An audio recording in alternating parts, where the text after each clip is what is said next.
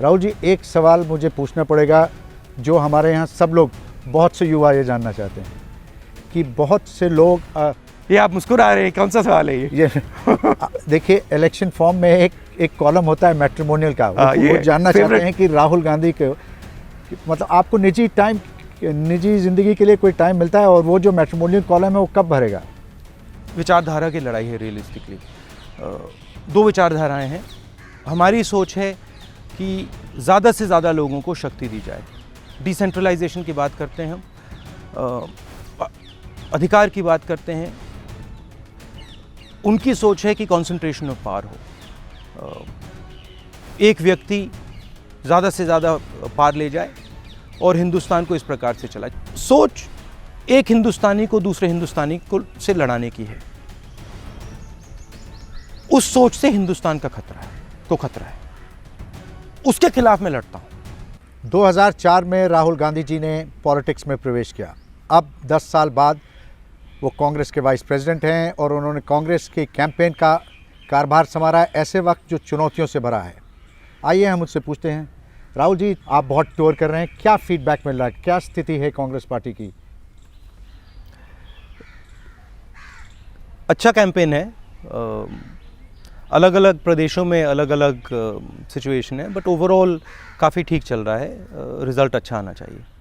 तो आपका ये मानना है कि जो पोल्स कह रहे हैं उससे वो ग्राउंड रियलिटी से उसमें बहुत फ़र्क है? देखिए, पोल्स आपके 2004 में कह रहे थे कि कांग्रेस पार्टी हारेगी। पूरा इंडिया शाइनिंग का मार्केटिंग कैंपेन था। 2009 में भी आपने ये कहा, रिज़ल्ट दूसरा निकला। मार्केटिंग अच्छी है, बीजेपी की मार्केटिंग अच्छी है, मगर एंड में रिज़ल्ट देखते हैं। मार्केटिंग अच्छी तो आप लोग क्यों नहीं कर पाए, कांग्रेस क्यों नहीं कर पाई? हो सकता है कोई कमी रह गई हो कांग्रेस की तरफ से। 10 साल आप पावर में रहे, ये पूरा इलेक्शन मोदी सेंट्रिक हो गया है। देखिए, कांग्रेस का जो बेस है वो गरीब जनता का बेस है।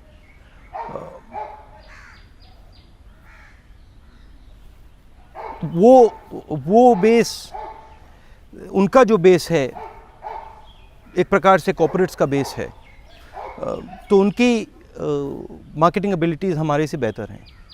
हमारी काम करने की एबिलिटीज़, हमारी प्रोग्राम्स की एबिलिटीज़, हमारे कॉन्टैक्ट की एबिलिटीज़ उनसे बेहतर हैं। तो जनरली हर कैंपेन में नॉइज़ उनका ज़्यादा होता है। आप किसी भी कैंपेन को देख लीजिए, नॉइज़, आवाज़ उनकी ज़्यादा होती है। मगर जब रिज़ल्ट निकलते हैं तो दूसरी बात होती है। अगर आप सेफोलॉजिस्ट से भी पूछेंगे तो जनरली वो भी ये कहते हैं कि जो कांग्रेस का बायस होता है, गरीब लोग कांग्रेस को वोट करते हैं, कमज़ोर लोग कांग्रेस को वोट करते हैं, तो उनकी आवाज़ कम होती है। तो आप अभी भी ये मानते हैं कि कांग्रेस को बहुमत मिल जाएगी? मिलनी चाहिए, मगर जो हमारी लड़ाई है विचारधारा की लड़ाई है रियलिस्टिकली। दो विचारधाराएं हैं। हमारी सोच है कि ज़्यादा से ज़्यादा लोगों को शक्ति दी जाए। डिसेंट्रलाइजेशन की बात करते हैं हम, अधिकार की बात करते हैं। उनकी सोच है कि कंसंट्रेशन ऑफ पावर हो, एक व्यक्ति ज़्यादा से ज़्यादा पार ले जाए और हिंदुस्तान को इस प्रकार से चला जाए। तो फिलोसॉफिकल बिल्कुल अलग स्ट्रैटेजी। अगर आप कांग्रेस पार्टी की सक्सेसेस देखें तो हमारी सक्सेस जब होती है जब हम लोगों को शक्ति देते हैं। फ्रीडम मूवमेंट से ही हम क्या कर रहे हैं। फ्रीडम मूवमेंट में लोगों को शक्ति दी, ग्रीन रेवोल्यूशन में शक्ति दी, टेलीकॉम रेवोल्यूशन में शक्ति दी, और ये जो हमने राइट्स बेस्ड पैराडाइम किया है, अधिकार का पैराडाइम किया है, इससे भी हमने शक्ति जनता को दी। तो ये हमारी कोशिश है कि ज़्यादा से ज़्यादा लोग इस देश को चलाएं। आप जब शक्ति की बात करते हैं, मुझे लगता है आप वेलफेयर की बात कर रहे हैं। नहीं, मैं सिर्फ वेलफेयर की बात नहीं कर रहा हूँ, मैं एक सपोर्ट सिस्टम की बात कर रहा हूँ।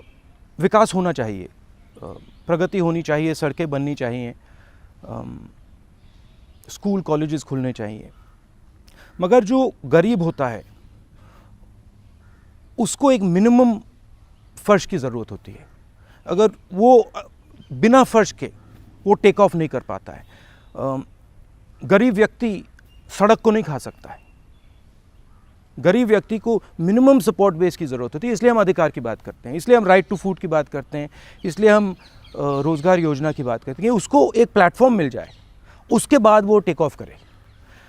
मैंने उत्तर प्रदेश में गरीबों के साथ काफ़ी काम किया है, और अगर आप गरीबी लेवल के नीचे हैं तो टेक ऑफ करना काफ़ी मुश्किल होता है बिना सपोर्ट के। ये फ़र्क है।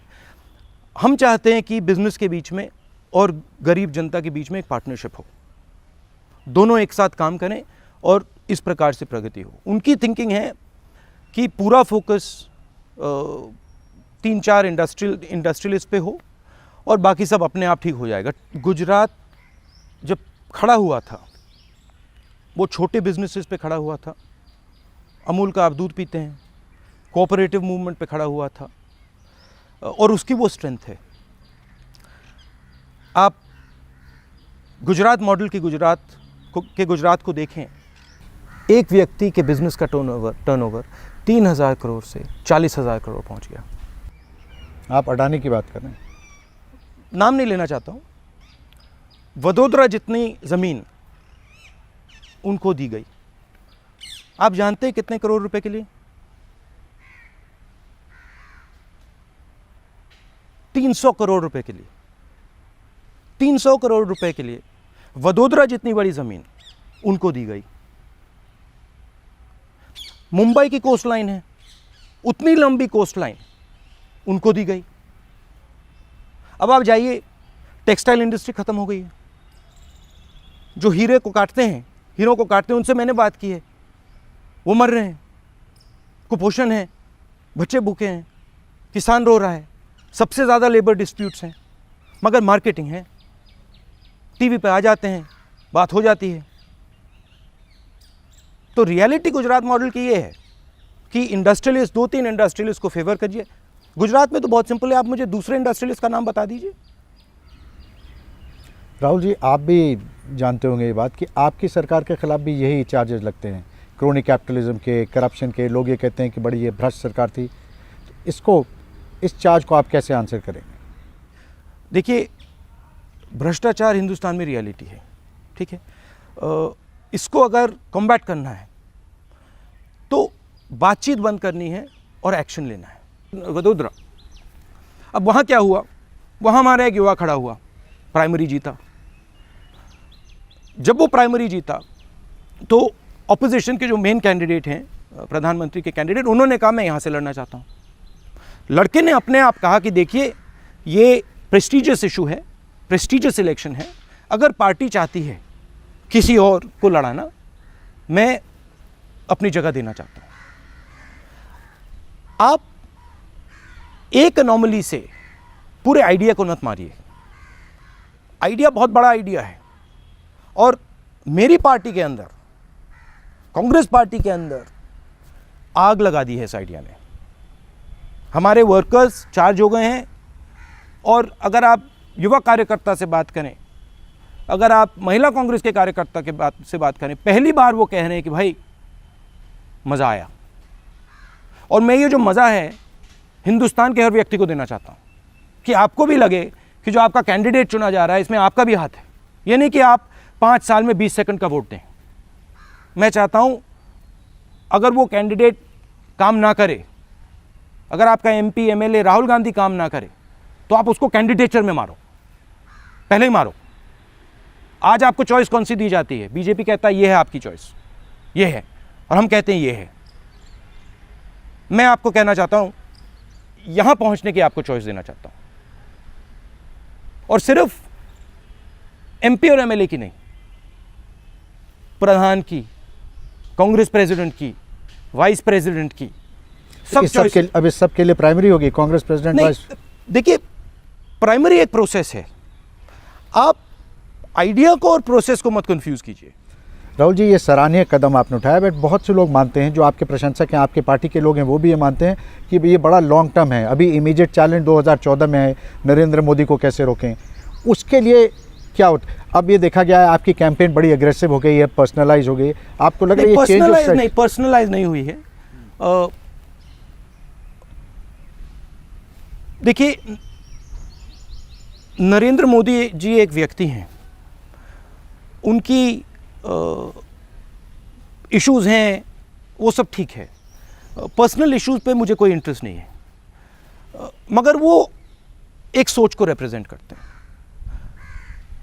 सोच एक हिंदुस्तानी को दूसरे हिंदुस्तानी को से लड़ाने की है। उस सोच से हिंदुस्तान का खतरा है, उसके खिलाफ मैं लड़ता हूं। अब गुजरात में उनके इकोनॉमिक आइडियाज हैं, मैंने आपको उन इकोनॉमिक आइडियाज के बारे में बताया। एक व्यक्ति, 2 व्यक्ति, 3 व्यक्तियों को पूरे प्रदेश का धन दे दो, वो भी हिंदुस्तान के लिए खतरनाक है, उसके खिलाफ मैं लड़ता हूं। पर्सनल अटैक्स में मुझे इंटरेस्ट नहीं है, मैं उसमें जाता भी नहीं हूं। राहुल जी, एक सवाल मुझे पूछना पड़ेगा जो हमारे यहाँ सब लोग, बहुत से युवा ये जानना चाहते हैं कि बहुत से लोग ये आप मुस्कुरा रहे हैं, कौन सा सवाल है ये? देखिए, इलेक्शन फॉर्म में एक कॉलम होता है मैट्रिमोनियल का, वो जानना चाहते हैं कि राहुल गांधी के मतलब आपको निजी ज़िंदगी के लिए कोई टाइम मिलता है, और वो जो मैट्रिमोनियल कॉलम है वो कब भरेगा? जब सही लड़की मिलेगी तब भर जाएगा। टाइम कम मिलता है, थोड़ा घूमना पड़ता है, काम करना पड़ता है, मगर डेस्टिनी की बात होती है। अरे हज़ारों लाखों हिंदुस्तानी लड़कियां आपका इंतज़ार कर रही हैं। नहीं। राहुल जी, आपने समय निकाला, हमसे बात की, बहुत बहुत शुक्रिया आपका। Thank you.